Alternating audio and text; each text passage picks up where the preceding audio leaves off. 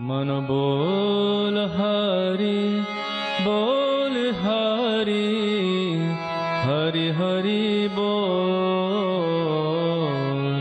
गोविंद माधव गोपाल बोल।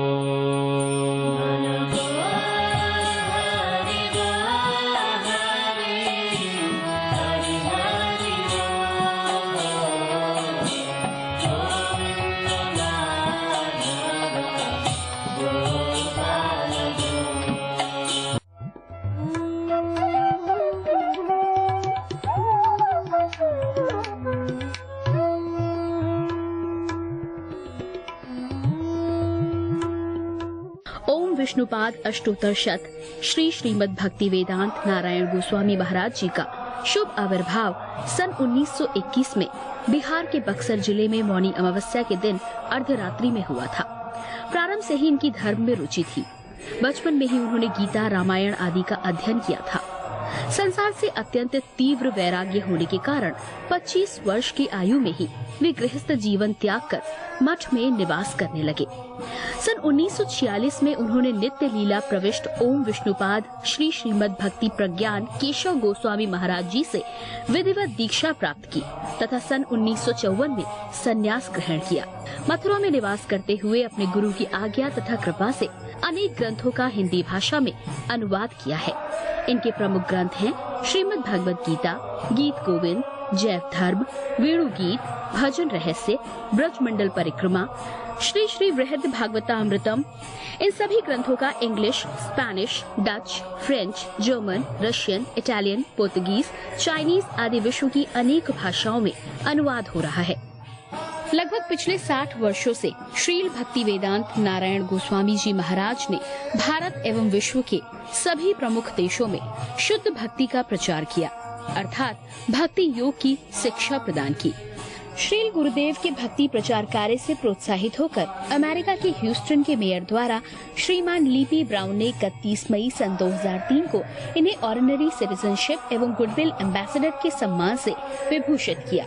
सन 2003 में ध्वजाचार्य पीठ तथा विश्व धर्म संसद ने श्रील गुरुदेव को कृष्ण भक्ति, विश्व भर में सनातन धर्म के प्रचार प्रसार तथा ब्रजमंडल के संरक्षण एवं पुनरुद्धार हेतु अनेक अथक प्रयासों के लिए योगाचार्य की उपाधि से सम्मानित किया। इस प्रकार संपूर्ण विश्व में प्रेम धर्म का प्रचार प्रसार करते हुए श्रील भक्ति वेदांत नारायण गोस्वामी जी महाराज ने 29 दिसंबर 2010 को श्री जगन्नाथपुरी में अपनी भौम लीला को संवरण किया। वे अपनी दिव्य शिक्षाओं में और अपने निष्कपट आश्रित जनों के हृदय में सर्वदा विराजमान हैं। सबसे पहले मैं अपने गुरुदेव नित्य लीला प्रविष्ट ओम विष्णुपाद अष्टोत्तर शत परिवर्जिकाचार्य श्री श्रीमद् भक्ति वेदांत नारायण गोस्वामी महाराज जी के चरणों में प्रणाम करता हूँ। नित्य लीला प्रविष्ट ओम विष्णुपाद अष्टोत्तर शत परिवर्जिकाचार्य श्री श्रीमद् भक्ति वेदांत स्वामी शिला प्रभुपाद के चरणों में प्रणाम करता हूँ। अपने परम गुरुदेव नित्य लीला प्रविष्ट ओम विष्णुपाद अष्टोत्तर शत परिवर्जिकाचार्य श्री श्रीमद् भक्ति प्रज्ञान केशव गोस्वामी महाराज जी के चरणों में प्रणाम करता हूँ। आप सब भक्तों का, श्रोताओं का इस प्रोग्राम में स्वागत है। हम जो ग्रंथ ले रहे हैं उपदेशामृत, उसका दूसरा श्लोक जो रूप गोस्वामी ने लिखा है, उसमें उन्होंने बताया कि किस तरह से इन 6 चीज़ों को करने से भक्ति नष्ट हो जाएगी। तो जो भक्त लोग भक्ति में आगे बढ़ना चाहते हैं उनके लिए ये अति आवश्यक है कि ये इस श्लोक को स्मरण करें, अनुशीलन करें। ये श्लोक कैसे शुरू हुआ? अत्याहार प्रयासाश्र च प्रजल्पो नियमग्रह जनसंगश्र च लोल्यम षड्बिर्भक्ति विनाशति। ये 6 प्रकार की जो चीज़ें हैं ये भक्ति को नाश कर देती हैं। क्या है? पहला अत्याहार, ज़्यादा खाना, प्रयास, ज़्यादा इस संसार की भौतिक चीज़ों को पाने की चेष्टा, जरूरत से ज्यादा, इसमें भी समय नष्ट ना करें, ज्यादा खाने में नष्ट ना करें। तीसरा, प्रजल्प, बेकार की कथा, एक दूसरे से वार्ता जिसका इस जीवन के लक्ष्य से कोई मतलब नहीं। नियमाग्रह, जिसकी चर्चा हम कल करते आए हैं, नियमाग्रह, इसकी थोड़ी सी चर्चा आज करेंगे। और उसके बाद फिर जनसंगश्र। नियमाग्रह का मतलब जैसे मैंने बताया कि नियमों का वहीं तक ही पालन करना जो शास्त्रों में लिखे हैं, जिससे कि हमारी भोग वृत्ति और इस संसार में इंद्रिय तृप्ति की या सुख पाने की जो वृत्ति है वो कहीं भी हानि ना हो जाए। वहां तक तो हम शास्त्रों का, नियमों का पालन करेंगे, लेकिन उसके आगे जो शास्त्र का मूल मकसद है हमें भजन भक्ति में आगे बढ़ाने का, वो हम नहीं करेंगे। इसको कहते हैं नियमाग्रह, अर्थात मन घड़न, अपने हिसाब से उन नियमों को वहीं तक ही मानना जहां पे हमारे भोग विलास की वृत्ति खत्म ना हो, हानि ना पहुंचे। ये हो गया नियमाग्रह। जनसंगश्र, आम व्यक्ति से, आम समाज के लोगों से ज्यादा मेल जोल, कथा नहीं करना, इसको कहते हैं जनसंगश्र। संग करना जनता का अर्थात समाज के लोगों का ज्यादा संग नहीं करना, नहीं तो समय खराब होगा। समाज के लोगों का वार्ता, कथा 4 चीजों के लिए है, खाने की, मैथुन करने की, सोने की और अच्छे घर की। खाना पीना, सोना और मैथुन करने की ये जो वृत्ति है यहीं तक ही चलती है। इसके आगे आत्मा क्या है, हम कौन है और जीवन का लक्ष्य क्या है, इसमें कोई भी उनकी रुचि नहीं है। इसलिए यहां पे बोला गया। और छठा बोला गया लौल्यम, लोभ। इस संसार में भोग विलास करने का जो लोभ है, भोग वृत्ति जो हमारे लोभ बढ़ाती है, अर्थात ये 6 चीजें जो करेंगे हमारा समय नष्ट होता है और हम भगवान के संबंध जोड़ने से दूर होते हैं, भक्ति नष्ट होती है। आज हम थोड़ी सी चर्चा करते हैं नियम आग्रह। तो भगवान ने, हमने जिस तरह चर्चा करते आए हैं कि जो नियम हैं हमारे शास्त्रों में दिए गए हैं, हालांकि हमारे जितने भी जीवन के दिन के छोटे से छोटे कार्य भी होते हैं उसमें भी नियम बंधे होते हैं। सुबह उठना है तो नियम है, स्नान करना है तो नियम है, स्कूल बच्चों को भेजना है, स्कूल जाना है बच्चे ने तो नियम है, ड्रेस डालनी है, समय पे पहुंचना है, समय पे फीस देनी है, अगर हमने नौकरी करनी है तो नियम है। लेकिन जब धर्म की बात आती है इसमें कोई नियम नहीं चाहिए हमें, और जो गुरु नियम देता है हम उसके पास नहीं जाएंगे। शिष्य ऐसे हो गए, गुरु भी ऐसे हो गए, बिना नियमों के शिष्य और गुरु का क्या संबंध हुआ। शिष्य मतलब शिष्यता, और गुरु भारी होता है। गुरु मतलब भारी, जो वस्तु भारी होती है हिलती नहीं है। लेकिन आजकल देखा गया है कि गुरु भी कोई नियम नहीं देना चाहता जिससे कि उसके पास ज्यादा से ज्यादा शिष्य आए। तो कहते हैं नियम आग्रह। तो शिष्य भी वहीं तक ही नियम लेता है गुरु से जहां तक उसकी भोग वृत्ति और संसार में भोगने की जो वृत्ति है वो कम ना हो जाए, वैसे गुरु को अपना लो। शोकेस अर्थात एक फैशन के लिए गुरु अपना लिया। ये गुरु नहीं है, ये शिष्य नहीं है, ये दोनों ही अंध यथंदय रूपानी मनसा, एक अंधा दूसरे अंधे को लेके कहां जाएगा, खाई में गिरेगा। तो यहां पे आज हम उस नियमाग्रह की बात करते हुए श्रीमद् भागवत में एक वर्णन आता है जिसमें उद्धव और कृष्ण का संवाद है 11वें स्कंद का। कृष्ण उद्धव को ये श्रीमद् भागवत में 11वें स्कंद में बोल रहे हैं, न रोध्यते, रोध्यते मतलब नहीं रोक सकता, नहीं पकड़ सकता मुझे ओ उद्धव। न रोध्यते च माम योगो, माम मतलब मुझे, योग से। कोई व्यक्ति अगर मुझे योग करके यम नियम आसन प्राणायाम प्रत्याहार धारणा ध्यान और समाधि, ये अष्टांग योग से मुझे अगर पकड़ना चाहता है वो नहीं पकड़ पाएगा। न रोध्यते च माम योगो, योग से मुझे नहीं पकड़ा जा सकता। न रोध्यते च माम योगो न सांख्यम धर्मम इवाचा, न सांख्य योग। सांख्य योग मतलब गिनती का योग। क्या 5 तत्वों का शरीर है, 3 इसमें सूक्ष्म शरीर है, मन बुद्धि अहंकार, और इस तरह करते करते इसमें 10 इंद्रियां हैं, हाथ, नाक, कान, आंख, जीभा, तो 5 ज्ञान इंद्रियां, 5 कर्म इंद्रियां। इस तरह करते करते संख्या लगाते लगाते भी वो आत्मा तक पहुंचेगा, परमात्मा को कितना पहचानेगा। तो बोला भाई सांख्य धर्म, अर्थात गिनती गिनने से भी कि इतने इतने सारी वस्तुएं मेरे अंदर हैं, आत्मा और परमात्मा का संबंध नहीं पता चलेगा।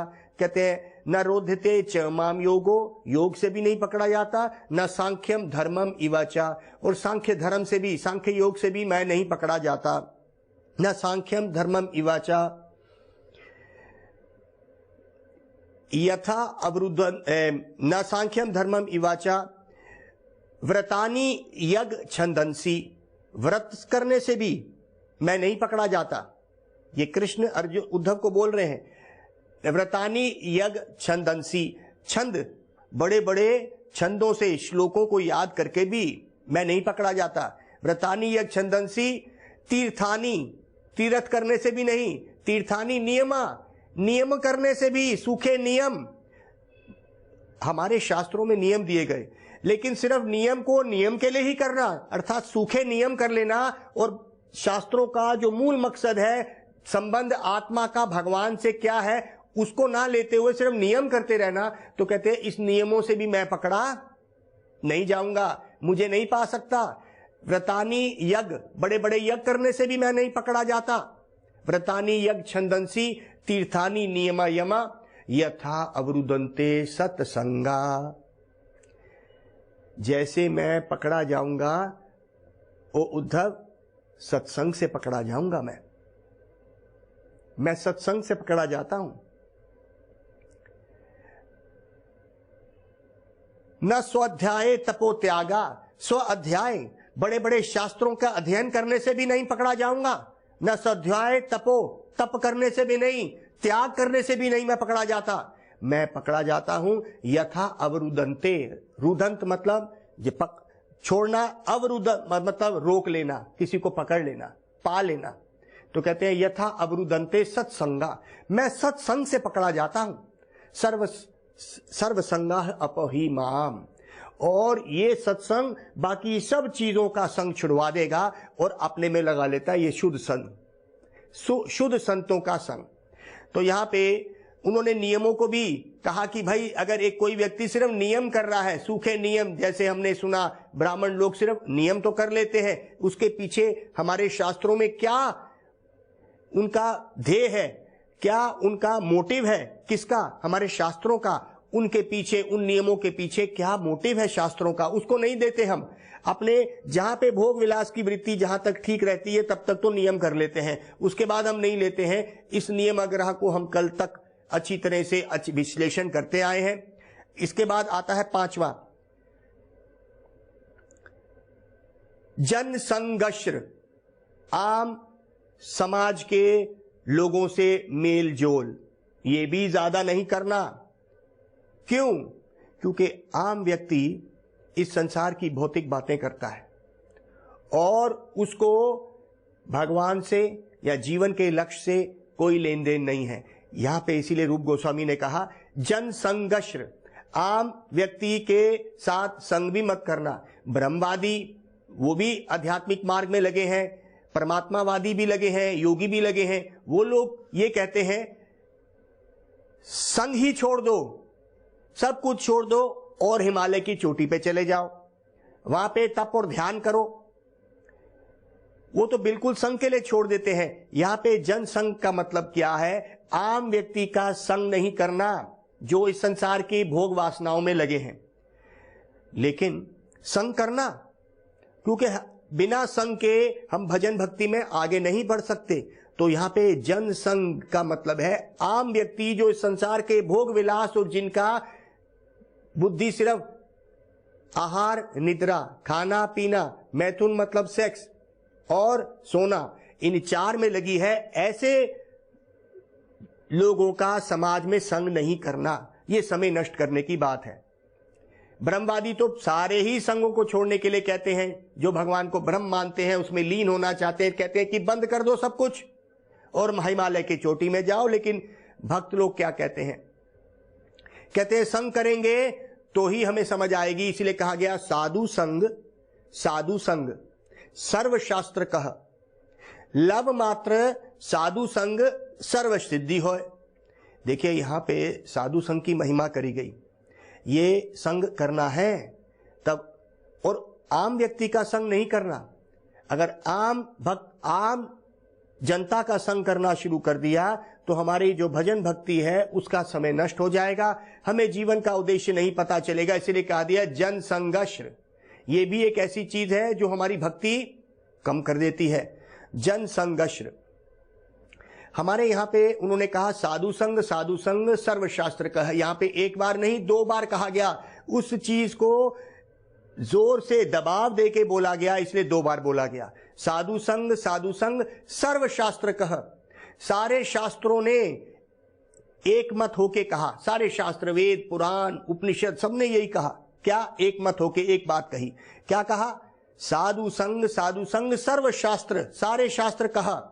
लव मात्र 1/11 हिस्सा भी अगर साधु का हो जाए, लव मात्र साधु संग, शुद्ध साधु संग सर्व सिद्धि होए, इतना सा भी 1/11वां हिस्सा अगर सेकंड का हो जाए तो सारी सिद्धियां मिल जाएंगी जो हमें चाहिए। नहीं चाहिए हमें पेड़ जैसा बड़ा जीवन, लंबा हजारों साल जीना। कहते अगर 1/11वां हिस्सा भी शुद्ध साधु का मिल जाए वो ज्यादा महत्व है, बजाय इसके कि लंबा पेड़ की उम्र हो जाए। तो फिर उन्होंने कहा कि क्योंकि साधु संग के बिना भक्ति नहीं होती, उन्होंने कहा महत कृपा बिना कोनो कर्म भक्ति नाई, कृष्ण भक्ति दूरे रहू संसार नहीं क्षय। चैतन्य चरितामृत। कृष्णदास कविराज महाराज कहते हैं महत मतलब महात्मा की कृपा अर्थात साधुओं का संग। महत कृपा बिना, महात्माओं के संग के बिना कोनो कर्म भक्ति नाई। हम घर में बैठे हुए महात्मा की कृपा नहीं ली, अरे हमने सब पुस्तकों से पढ़ लिया, आपने कुछ नहीं किया, आपसे ये संसार के जितने बुरे कर्म है वो भी नहीं छूटेंगे। महत कृपा बिना कोनो कर्म भक्ति नाई, कर लो घर में बैठे और मालाएं, बिना संतों की कृपा के, शुद्ध संत की, बिना संतों की कृपा के कोनो कर्म भक्ति नाई। तुम भगवत गीता पढ़ लो, भगवान की माला जप कर लो, लेकिन जब तक संत की कृपा नहीं मिलेगी कोई भी कर्म भक्ति नहीं माना जाएगा। कोनो कर्म भक्ति नाई, कृष्ण भक्ति दूरे रहू। कृष्ण भक्ति की तो बात ही छोड़ो, संसार नहीं क्षय। अरे ये संसार के बुरे व्यसन, बुरी आदतें भी नहीं छूटेंगी। अगर कोई व्यक्ति बुरा कार्य कर रहा है, जैसे ड्रग्स लेता है या मान लीजिए कोई नशा करता है, वो भी नहीं छूटेगा। भगवान का नाम भी लेते रहेंगे, नहीं छूटेगा। भक्ति तो दूर की बात करो, जो व्यक्ति ऐसे करेगा, क्योंकि संतों का संग ना मिलने से संसार क्षय नहीं होगा। कहते हैं भाई ये संग क्यों करना चाहिए, ये संग अच्छा कैसे लगता है? जब ये शुद्ध साधुओं का संग होता है तो भगवान कृष्ण ने भी यही कहा, विषया विनिवर्तन्ते निर्हारस दही नाम, रसा वर्ज्यम रसो अपियस्या परम दृष्टवा निवर्तते। उन्होंने कहा ऊंचा स्वाद मिलने पे नीचा स्वाद जाएगा। जब हम अपने सदगुरु भक्ति वेदांत नारायण गोस्वामी महाराज जी से मिले और भक्ति वेदांत स्वामी शिला प्रभुपाद की पुस्तकों को हमने जब पढ़ा, हमने उनको उन पुस्तकों में ऐसा लगा कि हमने पा लिया किसी संत को। उन्हीं की कृपा से हमें हमारे सदगुरु भक्ति वेदांत नारायण गोस्वामी महाराज मिले। उनके अंदर एक ऐसा आकर्षण है कि हमें संसार के जितने भी संबंध हैं वो फीके लगने लगे। हमारे गुरुदेव की निष्कपटता, उनका बिना किसी लालच पे जीवों पे कृपा करना, ये हमारे गुरुदेव हैं। उन्होंने कभी किसी बात पे लालच नहीं किया और हमें खरीद लिया, बिन मोल हम बिक गए। तो कहते हैं कि ये जो साधु संग है ये इतना अच्छा और प्यारी चीज है कि जैसे ही शुद्ध साधु मिलता है ये सारे संसार की जो वस्तुएं और हमारी आसक्ति है ये फीकी पड़ जाती है। हम उन संतों के चरणों में प्रणाम करते हैं जिन्होंने हमें समय दिया, हमारे इस बुरे मन को अपने चरणों में लगाया। आज उन्हीं की कृपा से हम आपके सामने आए। कहते हैं निबज्जी उन्मुजितम घोरा भवदौ परमायनम संतो ब्रह्मविदा संता नोर दृढ़े वपसु ही मज्जितम। फिर बात करी गई वही संघ की। आज जन संघ की बात करी गई ना। मायावादी ब्रह्मवादी लोग क्या कहते हैं?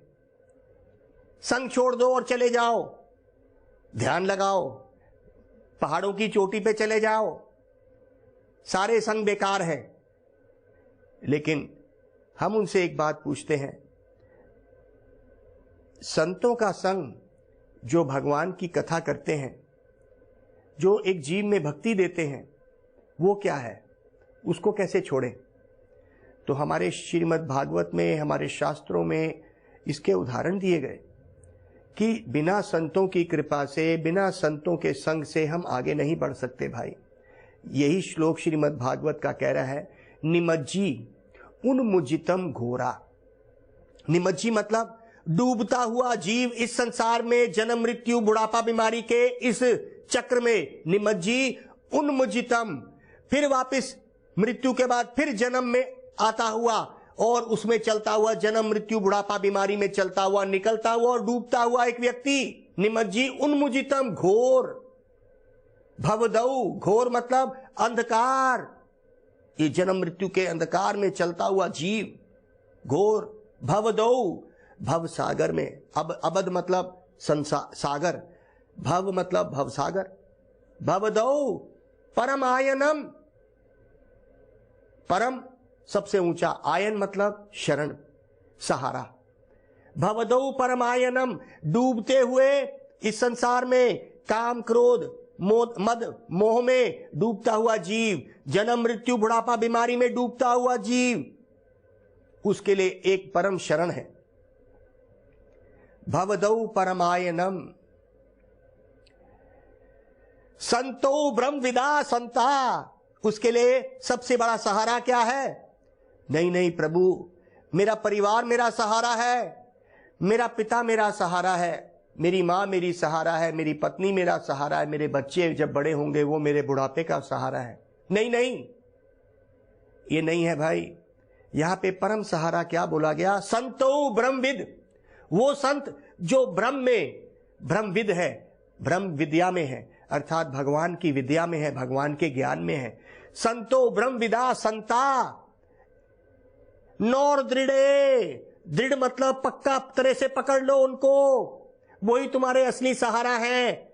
एक डूबते हुए और इस संसार में आते जाते जीवों का संतो ब्रह्मविदा संता, जो भगवान के भक्त हैं, वो ही हमारे परम सहारा है। ये झूठे सहारे कहां आएंगे? नौर दृढ़े, पकड़ लो उनको, वपसु, नौर दृढ़े वपसु मज्जितम, एक डूबते हुए व्यक्ति जो इस संसार में आ गया, उसके लिए यही एक परम सहारा है भाई, और कोई सहारे नहीं है। तो यहां पे संघ किसके लिए कहा गया? जन संघ। एक आम व्यक्ति का संग हम ना करें। यहां तक कि हमारे शास्त्रों ने तो कहा है कि जितने भी आपके अपने हैं जिनका संग आप कर रहे हो, ये कब तक आपका साथ देंगे? जैसे ही एक व्यक्ति संसार में अपना शरीर छोड़ता है, पता नहीं कहां जाता है, सब अपने पराये हो जाते हैं। जिन बड़े माँ बापों की, अपने माँ बाप के हम चरण पकड़ के अपने आप को शुद्ध करते थे, सुबह उनसे आशीर्वाद लेते थे, आज जब उनका मृतक शरीर हाथ में आया तो हमने कितने स्नान कर लिए, कितने गंगा स्नान करने चले गए। वही हमारे माँ बाप थे जिनसे आशीर्वाद लेते थे, जाने पे हम गंगा स्नान करते हैं कि हम अपवित्र हो गए हैं। अब वो हमें आशीर्वाद नहीं दे पा रहे, हम अपवित्र हो गए उनके शरीर को छू के। क्या दस्तूर है ये संसार का? पहले लेते हैं आशीर्वाद पूरी जीवन, और शाम भी नहीं होती कि हम उनको छोड़ आते हैं शमशान घाट या कब्रिस्तान, और आके सबसे पहले नहाते हैं कि हम अपवित्र हो गए और जल्दी जल्दी गंगा स्नान के लिए हरिद्वार पहुंच जाते हैं। ये क्या दस्तूर है इस संसार का। हरी हरी सुमीरिले मन, प्राण जाएंगे छूट, घर के अपने आदमी चलते लगेंगे लूट। हमारे कबीरदास जी भी ये कह रहे हैं, कहते हैं भाई हे मेरे प्यारे मन, सुमीरी ले हरि का नाम, प्राण तेरे छूट जाएंगे और तेरे घर के अपने आदमी जो हैं, घर के अपने आदमी कौन?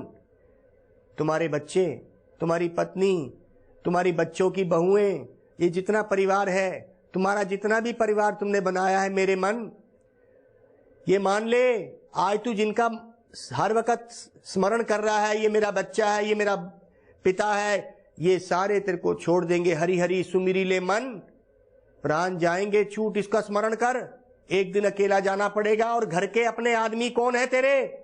तेरे बेटे, तेरे बहुएं, ये लूट लेंगे तेरे को। क्या लूटेंगे? तू तो चला गया। तेरे पास जितने भी जेवरात हैं, मालाएं हैं, कुछ भी डाला तूने, और जितना तेरा बैंक बैलेंस और जितने खरबों रुपए तू छोड़ गया, वो सब हिसाब करेंगे और आपस में लड़ेंगे। तेरे को कोई याद नहीं करेगा तू कहां गया, कहां से आया, और अब तू किसी योनि में चला गया, ये नहीं देखेंगे। तो कहते हैं भाई अपने मन को भगवान में लगाना है। कहां से हम आए, कहां जाना है, कौन कर रहा है। रहु गुणायत तपसम न याति, नाची जाय निर्वाप न ग्रहद्वा, न छंदासी न जलग्नि सूर्यायर, विना महत्पदो रजो अभिषेकम। मुझे याद आ रहा है, गुरुदेव ने एक बार एक मठ में, मंदिर में मुझे खड़ा किया और बोला कुछ बोलो। 500-700 लोग खड़े थे। गुरुदेव ने मेरे को इशारा करा बोलने के लिए। तब मैंने इस श्लोक को बोला। गुरुदेव बहुत ही प्रसन्न हुए, बोले कि तुमने बहुत अच्छा बोला। ये गुरुदेव की कृपा थी, बुलवाने वाले वही थे। ये श्लोक ये कहता है रहु गुणायतत, ये राजा रहुगुना की कथा है। कथा तो लंबी है, हम सिर्फ इस श्लोक पे मनन करते हैं। भरत महाराज, जड़ भारत बोल रहे हैं राजा रहुगुना को, न तप से मिलेगा वो, रहुगुणायतत तपसम न याति, यति मतलब संन्यास लेने से भी नहीं मिलेगा, न ची जाए बड़ी बड़ी भेंटें चढ़ाने से नहीं मिलेगा, निर्वापद बड़ी बड़ी पदवियों से छोड़ने से नहीं मिलेगा, ग्रहद्वा घर छोड़ने से नहीं मिलेगा, बिना महत पदो, महत मतलब बिना महात्माओं की चरण के, बिना महात्माओं के संग के वो नहीं मिलता है। इसीलिए जन संघर्ष का मतलब है आम जनता का संग छोड़े, जो सिर्फ भोग विलास की बातें करते हैं। हमें संतों का संग करना है जिनका कोई भी लालच नहीं हमसे, और उनका एक ही पैगाम है। इसीलिए आज ही से, अभी से ही हर वक्त हरे कृष्णा कृष्णा कृष्णा हरे हरे, हरे राम राम राम हरे हरे। गौर प्रेमानंदे हरि हरि बोल। कार्तिक मास के पावन अवसर पर 7 अक्टूबर से 6 नवंबर तक 84 कोस ब्रजमंडल परिक्रमा में भाग लेने हेतु संपर्क करें 8923598431 8923598431। मन बोल हरि, बोल हरि, हरि हरि